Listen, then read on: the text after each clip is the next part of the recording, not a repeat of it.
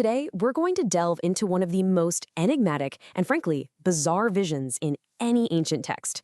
We're going to explore those strange, multi-winged, eye-covered beings you might have heard about and uncover a truth that's been hiding in plain sight for centuries.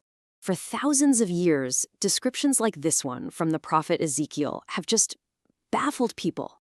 It paints this picture of creatures and objects that seem to completely defy our understanding of the world. So how do we even begin to make sense of a vision this strange? Well, in our modern world, a couple of really popular interpretations have really taken hold. If you've spent any time online, you've probably run into them, the biblically accurate angels. They're these huge, terrifying, awe-inspiring beings made of interlocking rings, countless wings, and just so many eyes. They've become a viral sensation, and you can definitely see why. And then there's this other idea. One that suggests Ezekiel wasn't having a divine vision at all. The theory goes that he was actually documenting a close encounter with an alien spacecraft, a kind of chariot of the gods. Now, while both of those ideas are pretty fascinating, they share a common approach. They're both trying to understand an ancient text through a very modern lens. But what happens if we shift our perspective?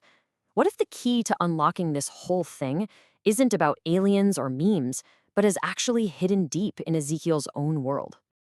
To really understand the vision, we have to understand the world Ezekiel was living in.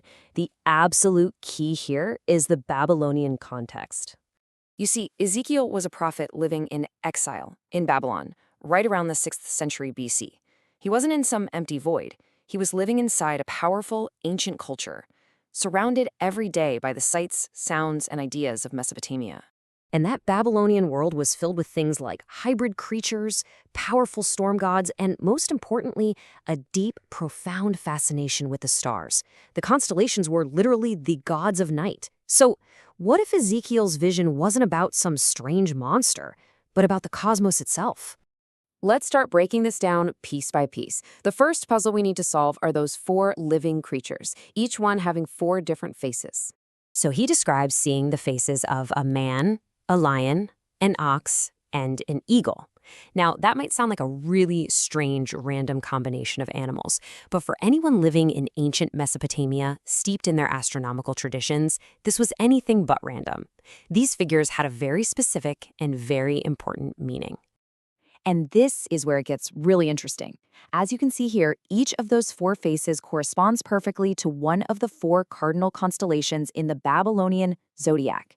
These were the very star patterns that marked the changing of the seasons: Aquarius, Leo, Taurus, and Aquila. Okay, so that takes care of the creatures.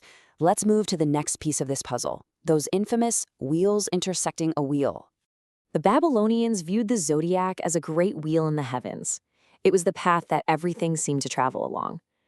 So what if Ezekiel's wheels intersecting a wheel wasn't some kind of machine, but was actually his description of the cosmos in motion? When you think about it that way, the wheels intersecting wheels isn't a description of a physical machine at all. It seems to be this powerful, symbolic way of depicting the cosmos. You know, the great wheel of the zodiac, with all the complex, overlapping circular paths of the planets moving within it. Okay, but that still leaves us with what might be the most unsettling detail of all: this idea that the creatures and the wheels were completely covered in eyes. Well, the key to this mystery comes down to a single Hebrew word, ayin. Now, it's usually translated as eye, and that's its most common meaning. But its root can also mean sparkling thing. The context is everything. And what's really incredible is that you don't even have to look far to see this. In the very same chapter of Ezekiel's vision, that same Hebrew root word is used to describe things that sparkle and gleam. So the text itself is pointing us toward this more celestial understanding. And when you apply that understanding, the whole image just transforms. It's no longer a terrifying creature covered in eyeballs. Instead, it becomes this beautiful, awe-inspiring cosmic scene. The 4 great constellations and the wheel of the zodiac, all set against a backdrop of countless sparkling stars. So when we put all these pieces back together, the creatures, the wheels, and the eyes, the vision shifts from something bizarre and monstrous to something profound and deeply orderly. So let's just recap. The creatures are the cardinal constellations. The wheels are the zodiac. And the eyes? The eyes are the stars. What Ezekiel was describing was a symbolic map of the heavens. This wasn't a monster, it wasn't a spaceship, it was a vision of divine order and sovereignty. For a people in exile, surrounded by the overwhelming power of Babylon, this was an incredibly radical message. It was saying that their God was in control of the entire cosmos, using the very astronomical language the Babylonians used to talk about their own gods. It was a profound message of hope. As the scholar Dr. Michael Heiser puts it, the vision is really about a God who controls the very cycles of time, which are represented by the zodiac and its movements. So the crucial point isn't about the strange appearance of the creatures, but about the powerful message of who is ultimately in control of the universe. And this really leaves us with a final thought to sit with. If just placing this one vision back into its original world can so completely change its meaning, transforming it from a terrifying monster into a beautiful map of the cosmos, well, what other ancient mysteries might we be misunderstanding simply because we're looking at them through our own modern eyes?